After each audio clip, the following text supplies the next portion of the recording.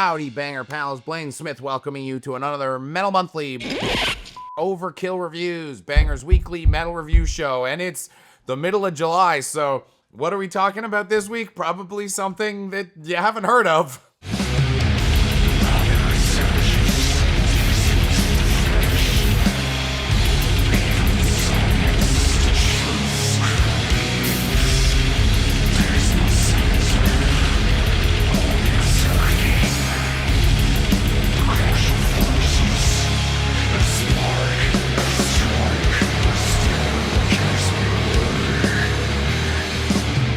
Yes, thankfully some bands are still releasing records in the middle of summer. This is Emptiness. The album's called Nowhere Speaks. It came out today, July 17th, on Season of Mist.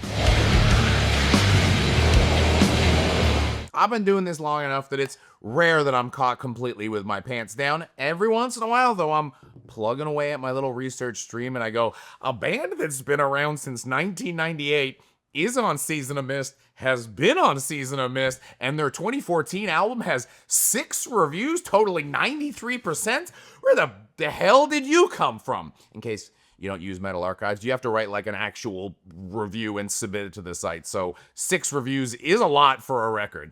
They come from Belgium, which is also my new favorite place since a buddy opened a tattoo shop there. I just cut a little thing on my Instagram. Go to instagram.com/metalcomedy. I did a little thing about going there to get my chest tattooed. Anyways, I've talked about myself more than I've talked about the band, so it's pretty clear. I do not know them. I did not know them before I reviewed this record, so let's just get on with it.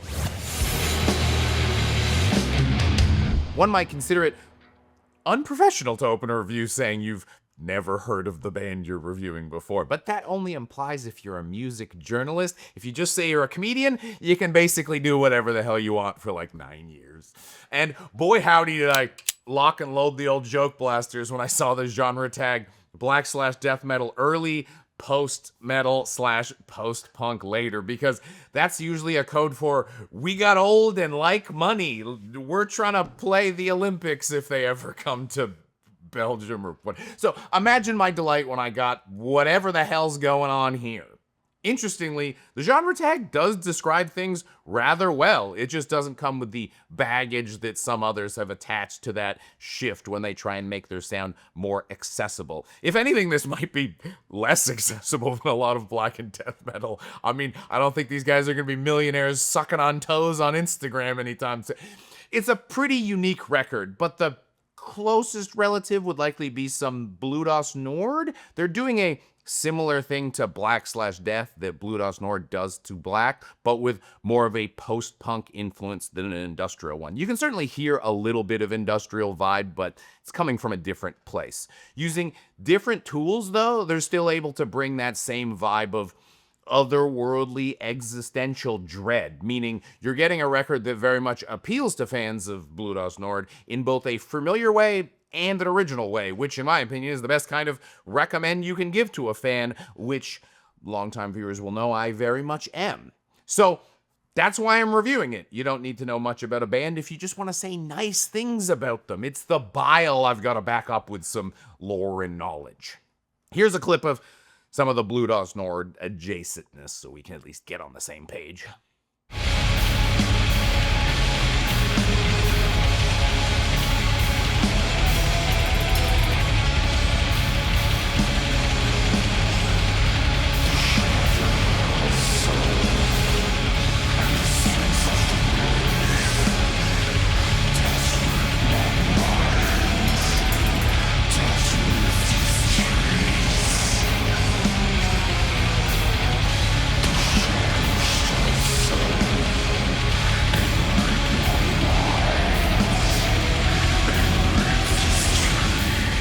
While I am frequently the guest of honor at the player haters ball for my distaste of post-black, I do enjoy a lot of other post-musics when it's done in a way that I think sort of maintains the spirit of the original in just kind of a transformative way instead of clashing with it. The whole record has that washed out sound that black metal and post-punk love to share. Unlike both of those, here it adds more of a monster lurking beneath the foggy water vibe for the record. There are brief moments where we get the post sound I'm known to whine endlessly about, though, and that's that bright euphoric sound, but when you put it in this soup bubbling cauldron of dread, it's more disquieting than comforting. It creates a sonic clash with the work that's very much in keeping with the spirit of this whole record. Any positivity that might come with the sound only amplifies the tension rather than reduce it, because these moments are few and far between in a much more hostile landscape.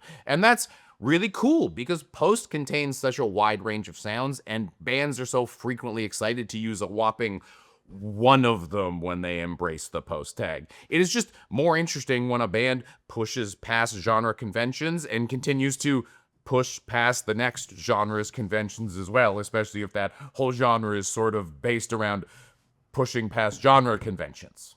I think you get a nice little taste of everything on When the Whole Arrives, which I should let you know is spelled W-H-O-L-E, not H-O-L-E, because When the Whole Arrives would be some shit an 80s glam metal band would write about, not these guys.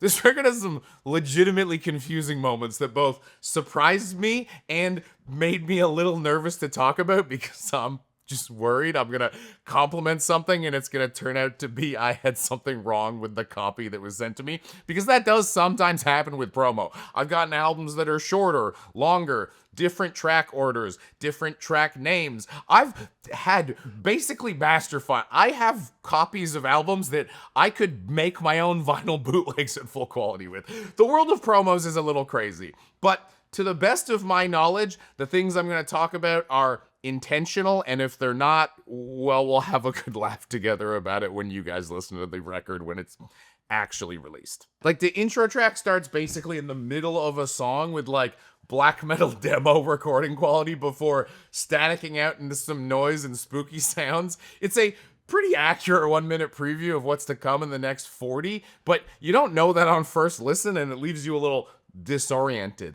And the second to last song just stops, and there's a scuff noise that sounds like someone picked up the needle on a record and dropped it on the next song. It's a weirdly Kaufman-esque shift that had me wondering, actually, is something wrong with my copy? And I compared the track lengths to what the announced track lengths are, and I'm like, it's the same amount of time, so I think it's all right. And if I had been first listening to this on a vinyl copy, it would have sent me into a spiral where I would have probably bought a new cartridge and then realized it was the record all along and been furious.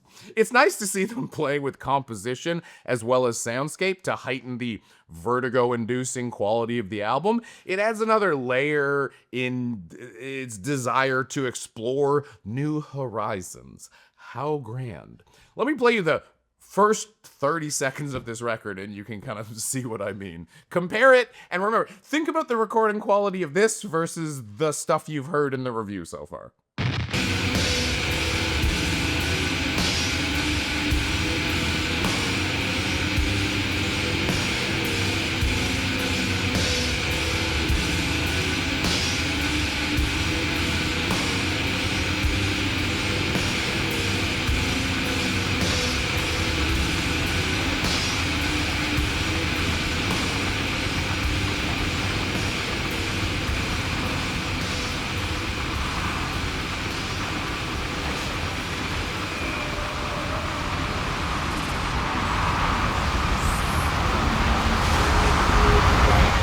Yes, it's time for everyone's favorite game show.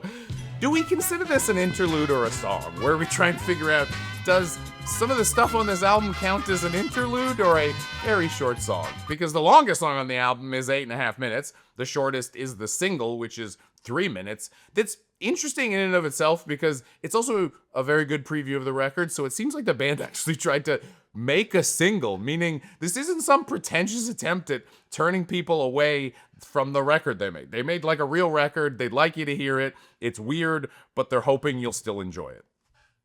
Darkness Commands at 1 minute is obviously meant as an interlude, but it's also a really cool moment on the record, and I'm not used to liking interludes. I don't want to like interludes, but I'm happy this and the other one are on the record. I just wanted to point this out because I think it kind of all adds up to suggest this is a really thoughtfully constructed record. I know sometimes stuff on the arty side can seem a little pretentious or being weird for the sake of weird, but basically everything about this record points to the opposite.